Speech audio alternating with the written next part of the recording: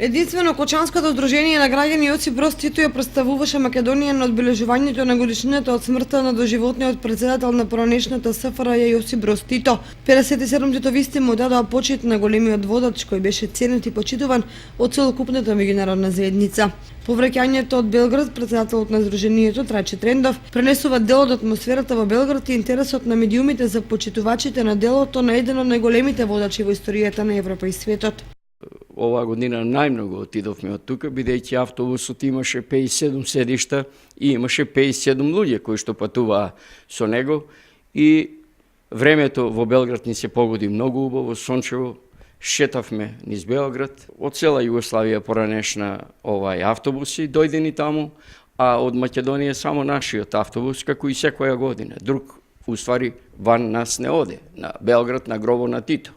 Ние сме тие единствени што одеме, како и што сме единствени што правиме штафета.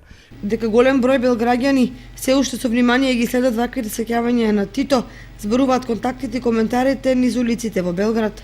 Јас дадов изјави за сите српски телевизии, снима луѓето и во живо го тоа имитирале.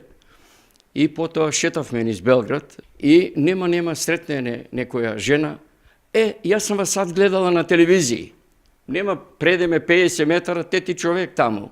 Јас сам вас сад гледал на телевизии.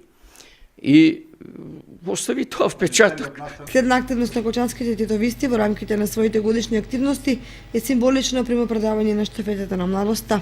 Следните активности сега ни е главна преокупација да 25 мај штафетата ја реализираме. Горе на Дабо, бидејќи таму ќе биде, таа скромна завршна церемонија што ја правиме секоја година. Покрај тоа предвидени се повеќе хуманитарни активности и други манифестации во духот на титовизмот и бившата социјалистичка федерација.